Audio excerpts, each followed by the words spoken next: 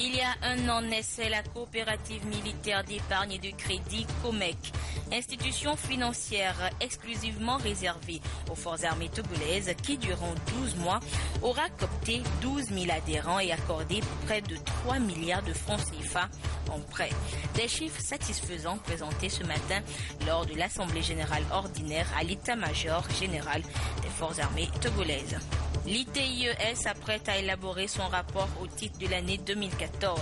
Une tâche ardue qui était ce matin à l'étape de la formation des entreprises dans la prise en compte du formulaire de déclaration de paiement. Des précisions tout de suite dans ce journal. Et puis la République centrafricaine a officiellement un président. Faustin Archange Touadéra, élu le 14 février dernier, a prêté serment ce mercredi dans le grand stade de Bangui, la capitale. C'était les principales articulations de cette édition. À toutes et à tous, bonsoir et merci de nous rejoindre pour le 20h sur la télévision togolaise.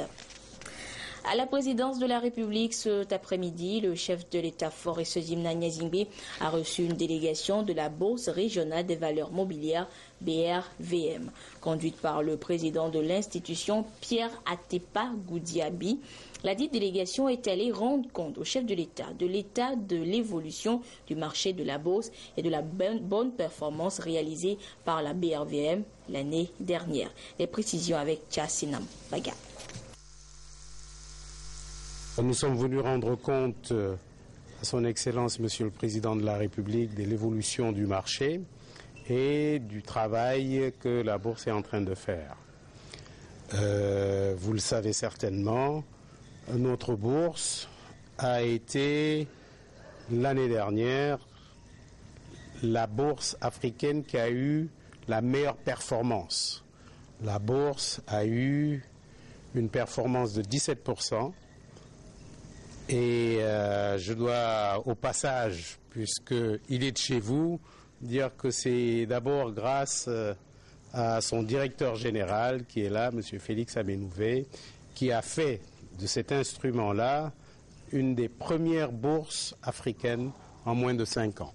Donc nous sommes venus dire au président que la bourse se portait bien, voire même très bien, et lui expliquer les nouveaux chantiers que nous souhaitons mettre en œuvre.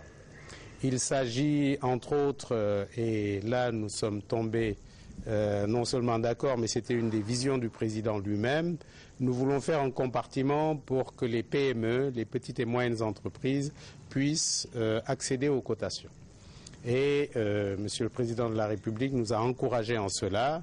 Nous allons donc mettre les bouchées doubles pour que le compartiment des PME puisse être une réalité au plus vite. Nous avons également parlé de ce que nous avons appelé les obligations de la diaspora pour voir comment la diaspora de nos pays, les Togolais qui sont en France ou ailleurs, dans le cas du Togo, comment ils peuvent participer plus activement au développement de leur pays. Nous voulons les inciter à investir autrement et donc avec ces obligations.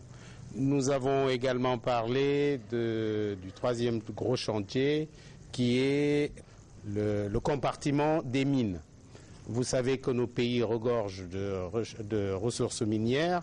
Qu'est-ce que nous devons faire pour que, à la bourse, nous puissions organiser les ressources qu'il faut pour développer nous-mêmes nos ressources premières? Nous allons également travailler sur l'intégration des bourses de la sous-région. Ça, c'est notre objectif 2020. Donc nous avons parlé de tout ça. Nous avons également, bien sûr, parlé de développement global. Votre président est préoccupé par le développement, l'emploi des jeunes notamment. Nous avons parlé de tout ça parce que, personnellement, je me définis comme un architecte du développement. Hier mardi, devant les chefs traditionnels du pays, le président de la République, Faure Sezimna Gnazingbe, s'est livré à un exercice participatif. Ceci pour recueillir leur avis et suggestions pour la mise en place d'un processus de décentralisation, nouvelle formule, au Togo. Une rencontre qui prouve ainsi que l'engagement du chef de l'État en faveur de la décentralisation est en marche. Le résumé de la rencontre avec Aimé Abalé. Mise en branle du processus de décentralisation dans une approche participative. Le chef de l'État associe donc les chefs traditionnels à la démarche.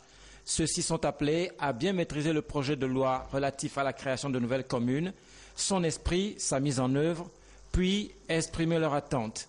Ceci implique des innovations dans la communalisation intégrale du pays dans un esprit d'équité. Les autorités locales qui seront élues devront promouvoir le développement participatif et la promotion sociale de tous.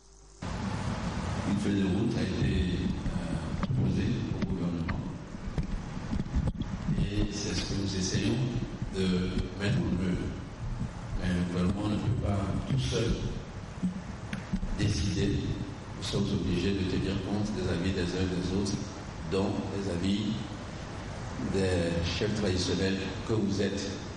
Parce que cette réforme va bouleverser quand même la manière dont l'État agit et ses départements agissent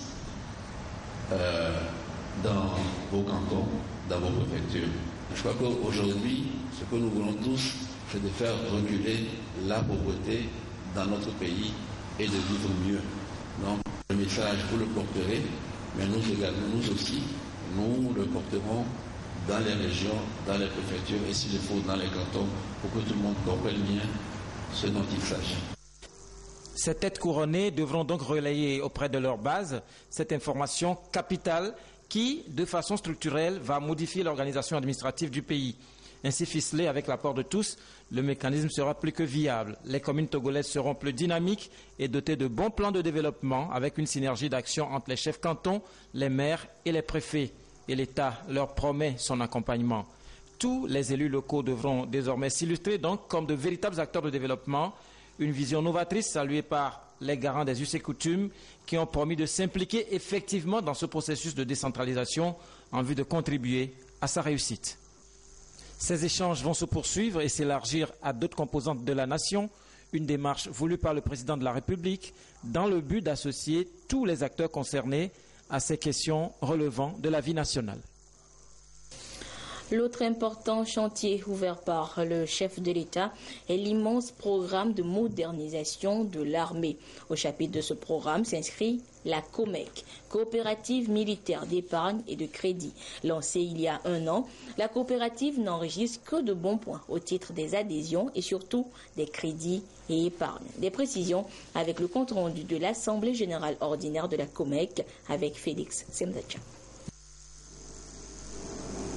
L'initiative du projet visait à améliorer les conditions de vie des forces armées togolaises et limiter au mieux leur recours aux usuriers pour résoudre leurs besoins d'argent. À présent, l'ambition devient grande et vise à ouvrir l'institution de microfinance à d'autres corps, vu les performances réalisées en 1 année d'exercice.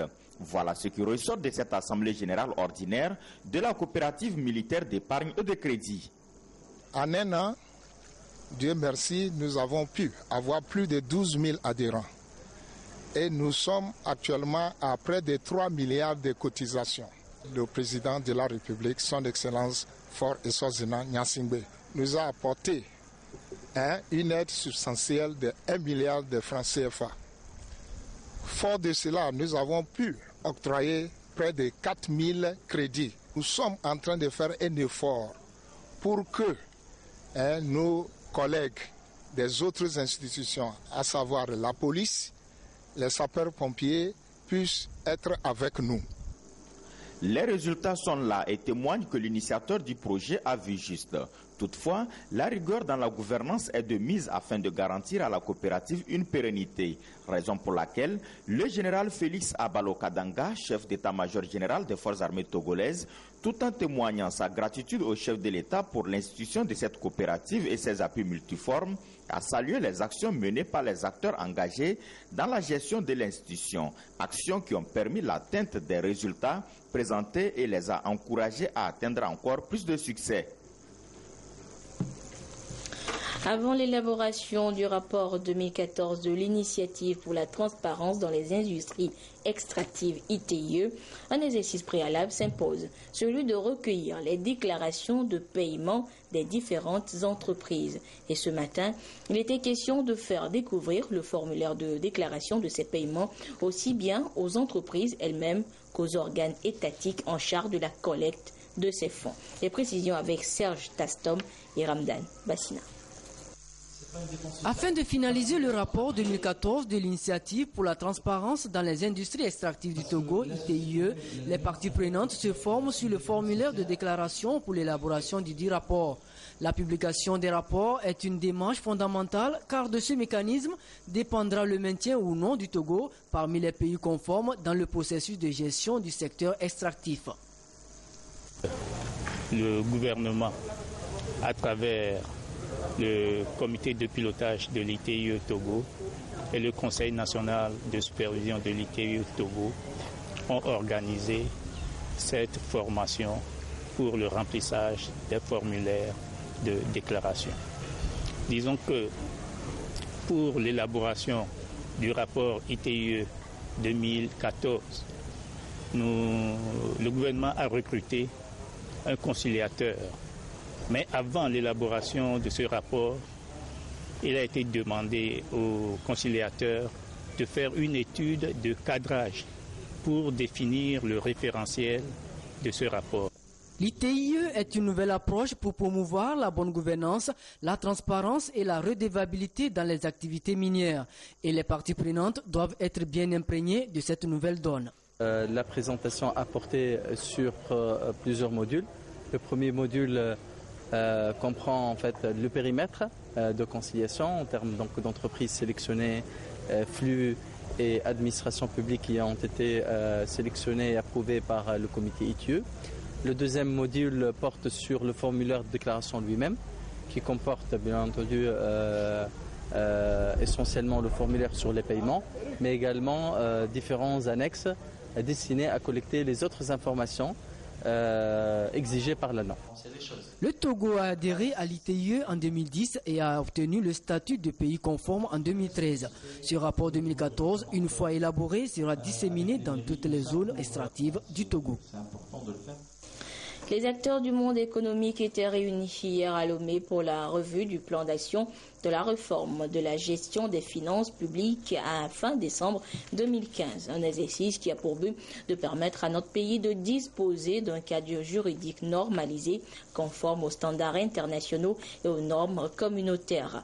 Le Togo a donc opté depuis quelques années pour une gestion efficace de ses finances pour accélérer ainsi son développement économique. Des réformes ont été entreprises au niveau des différents services et ministères pour mobiliser plus de ressources et accroître ainsi l'assiette fiscale. Quelles sont donc ces grandes réformes entreprises et quels sont leurs résultats sur la qualité des services publics?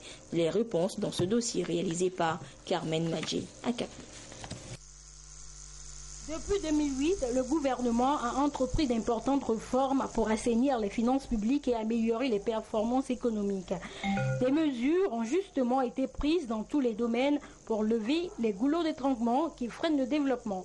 Il s'agit entre autres de la promulgation le 27 août 2015 des décrets d'application de la loi portant code de transparence de la gestion des finances publiques, la mise en place d'une feuille de route pour la mise en œuvre du nouveau cadre légal et réglementaire de la gestion des finances publiques et des dispositions pénales de lutte contre la corruption dans la loi portant code pénal. Autant de réformes qui ont permis de classer le Togo parmi les 10 pays les plus réformateurs en 2015 et au gouvernement américain d'accorder au Togo le Threshold Fund. Parce qu'on est obligé chaque jour de mettre en place des réformes. Les réformes, c'est de se remettre en cause, d'essayer de voir comment on améliore ce qu'on faisait et comment améliorer pour mieux faire. Et ça se traduit soit par des études avec des recommandations ou par des textes, des décrets, des arrêtés, des lois. Et vous voyez, l'Assemblée nationale ne chôme pas ces derniers temps parce qu'il y a beaucoup de réformes à mettre en œuvre pour que nous nous mettons aux standards internationaux. Avec ces réformes, les prestations des services publics se sont améliorées.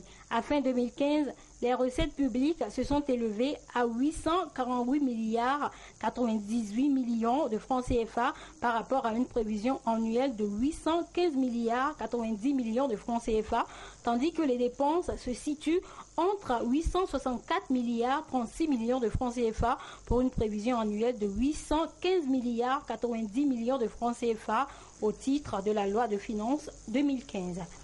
Ça permet de prendre en charge les besoins de la population qui sont chaque année de plus en plus croissantes et qui est la population qui interpelle les plus hautes autorités de ce pays. Et c'est pour faire face à ça qu'il faut réformer pour mieux faire.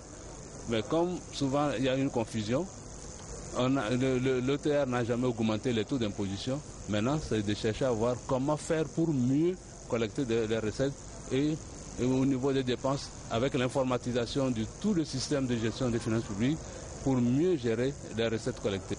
Au niveau de la sous-région, les autres pays sont en train de chercher à venir s'inspirer de ce qui se fait au Togo parce que nous avons le taux de pression fiscale le plus élevé de l'Union. Le taux de pression, c'est un indicateur qui est les recettes fiscales divisées par le PIB. Ce n'est pas l'augmentation des taux, non, c'est un ratio. Tout ce que vous avez collecté comme recette fiscale divisé par le produit intérieur brut, c'est-à-dire la richesse dans le pays. C'est ça que ce ratio qui est passé de ces dernières années de 18%, on est aujourd'hui à 21%. Ces résultats sont les fruits de la détermination de tous les acteurs mobilisés pour mener des réflexions sur les opérations financières et de l'appui technique et financier des différents partenaires. Toutefois, pour atteindre les objectifs fixés par le gouvernement, il faudra, selon les experts, plus de détermination dans les différentes actions à mener pour les prochaines années. Au ministère de l'Environnement et des Ressources forestières, l'heure était ce mercredi à l'harmonisation des outils de planification et de suivi, évaluation de tous les programmes, projets et activités à réaliser toute cette année 2016. Une disposition pour un meilleur fonctionnement de ce département ministériel. Emmanuel Adiaklo, Rachel Aoukou. Le ministère de l'Environnement et des Ressources forestières prend toutes les dispositions pour réussir son plan d'activité pour l'année 2016. Et pour y parvenir, les acteurs concernés s'approprient le plan de travail et de budget annuel, le tableau de bord annuel des indicateurs ainsi que d'autres outils en vue de leur mise en œuvre. Ceci permettra de faire le suivi des programmes, projets et activités du dit ministère afin d'être sûr d'atteindre les résultats escomptés pour l'année 2016. Pour toute structure, il est fondamental de ne pas naviguer à vue, de se définir en début d'exercice une programmation des activités qu'on va suivre pour l'atteinte des objectifs de la structure. Donc cet atelier est un atelier ordinaire. Chaque année, nous faisons l'exercice, nous faisons une consolidation des activités, des projets et programmes du département pour atteindre les cibles du département et également pour les outils de suivi pour permettre le suivi de la lettre de mission que le Premier ministre adresse à notre ministre, c'est-à-dire au ministre de l'Environnement et des Ressources forestières. Les travaux s'étendront sur 3 jours et prennent en compte les directions générales, centrales et régionales du ministère de l'Environnement et des Ressources forestières. Ce programme est financé par le projet de gestion intégrée des catastrophes et des terres PGICT. Le monde entier vient de célébrer le 8 mars dernier la journée internationale de la femme. Plusieurs manifestations ont marqué l'événement au Togo où le combat pour l'émancipation de la femme est un défi au quotidien. C'est le cas dans la région des Savanes où le gouvernement appuyé par des ONG locales aide les femmes à sortir de leur précarité. Aimé Abalo.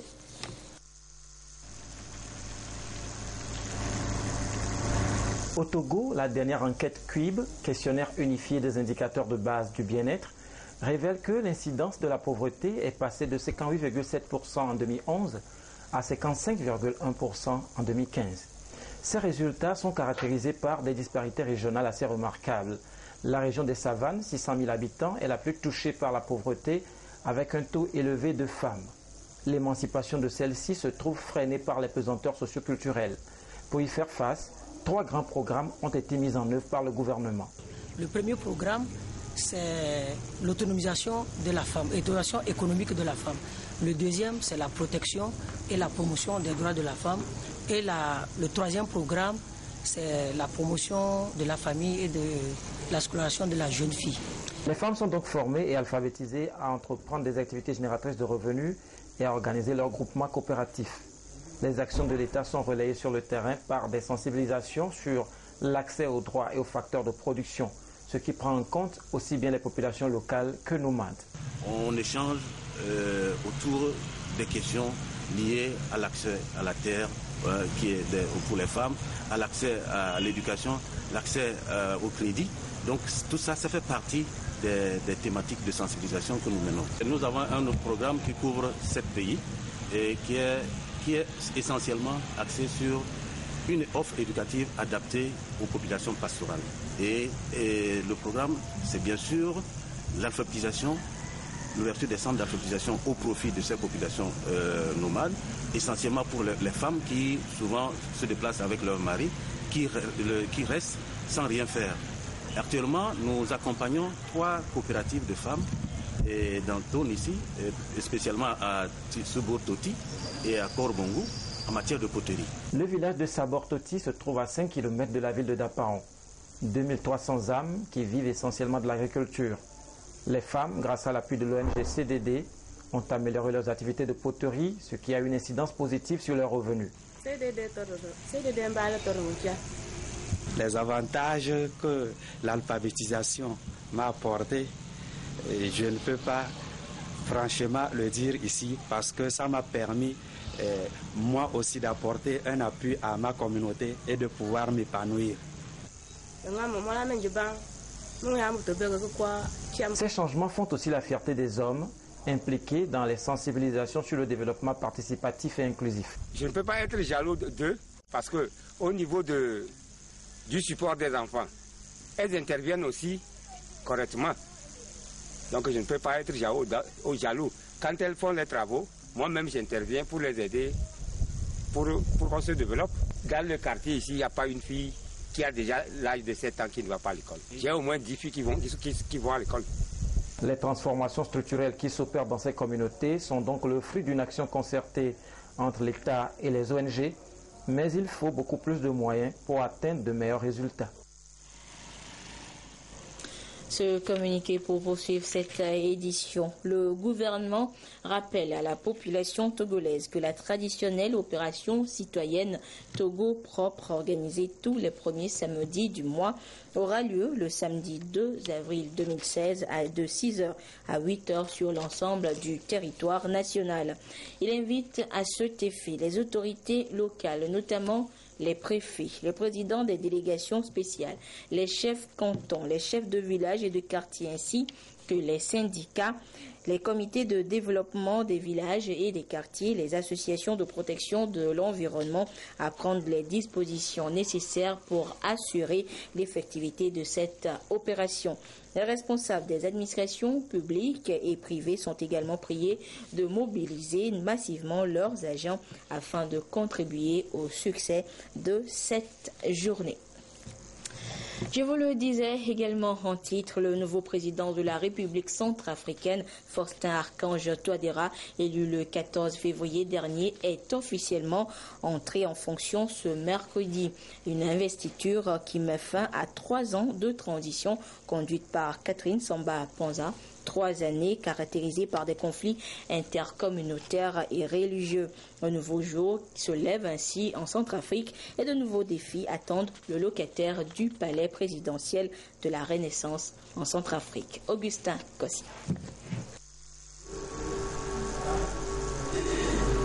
Faustin Archange Touadéra s'élu le nouveau président de la République centrafricaine. Il est investi ce mercredi dans le plus grand stade de la ville de Bangui, en présence de nombreuses personnalités, celui qui a remporté l'écrasante majorité des suffrages le 14 février dernier. Le nouveau locataire du palais de la Renaissance, très discret, connaît déjà les arcanes du pouvoir. Il a été le dernier premier ministre de François Bozizé de 2008 à 2013. Premier président de la 6e République démocratiquement élue, il met fin à la transition de Catherine Samba Panza. 3 années de violence, de conflits politiques et interreligieux. Un tissu sociopolitique déchiré à recoudre à tout prix. Les défis qui l'attendent désormais sont énormes. La réconciliation des communautés sera son premier chantier.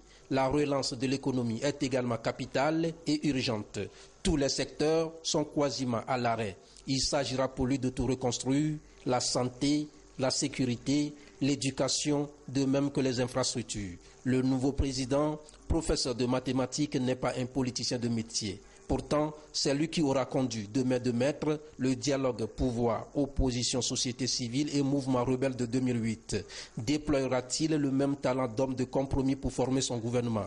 La France va mettre fin à Sangari, son opération militaire en Centrafrique, estimant sa mission de restauration de la sécurité accomplie après 3 ans de sanglants affrontements intercommunautaires. Le processus de désarmement, démobilisation et réinsertion est en cours. Faustin Archange est investi et le peuple attend beaucoup de lui. Et contre la montée du djihadisme et du terrorisme dans le monde, ce sont des femmes qui montent au créneau au Togo grâce au mouvement des Amazones de la République. Le mouvement est appelé à sensibiliser sur toute l'étendue du territoire national les femmes pour conserver ainsi le climat de paix et lutter contre les germes du radicalisme. Et le lancement officiel de la campagne de sensibilisation a eu lieu le week-end dernier à Agoué. Le compte rendu avec Robert Potogbe et Esther Laclé.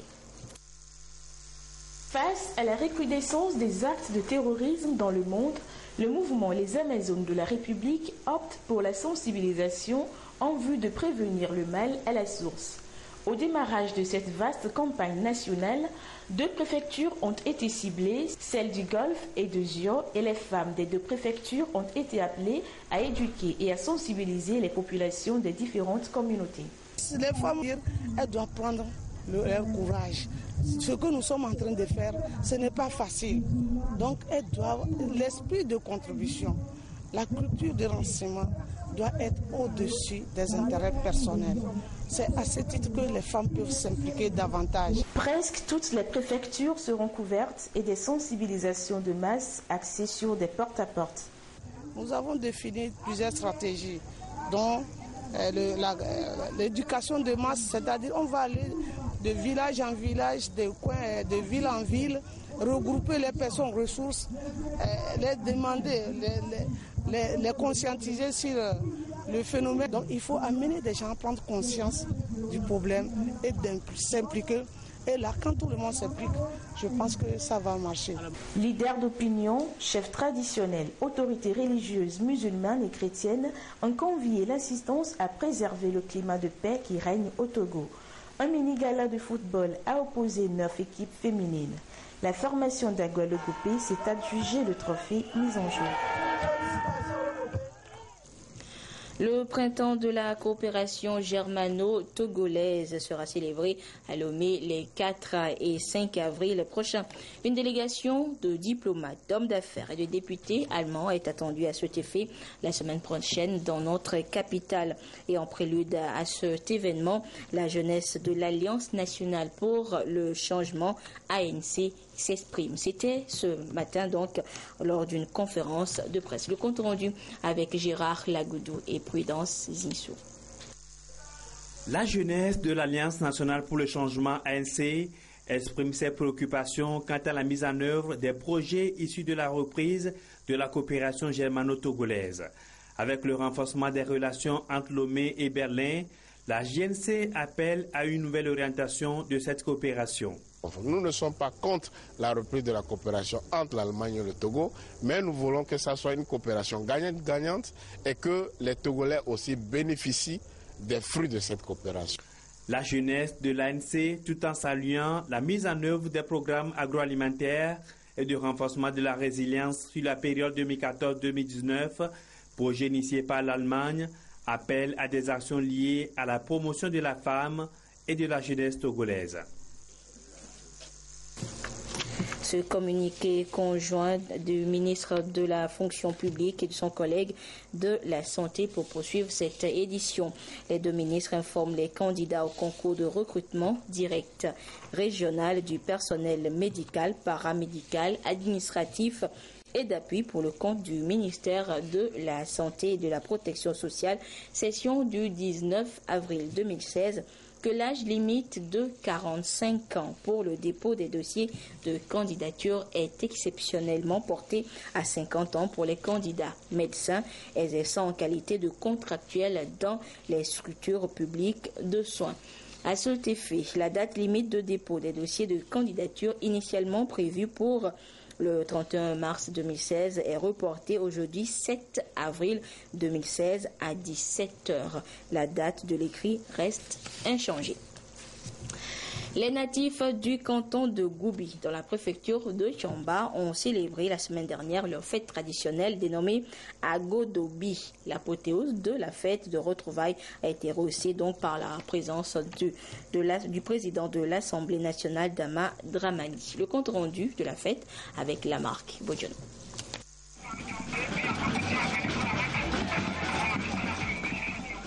La fête traditionnelle Agodobi du canton de Goubi dans la préfecture de Tchamba est une occasion pour les filles et fils du milieu de se retrouver autour de la tradition pour partager les valeurs culturelles de leur localité.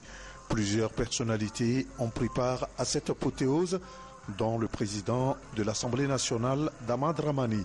Cette fête permet aussi aux natifs du dit canton de réfléchir au développement du milieu. L'importance de cette fête, c'est de nous retrouver, c'est-à-dire se connaître les uns les autres et mettre des idées pour le développement de notre milieu. Et aussi, c'est-à-dire garder nos cultures traditionnelles.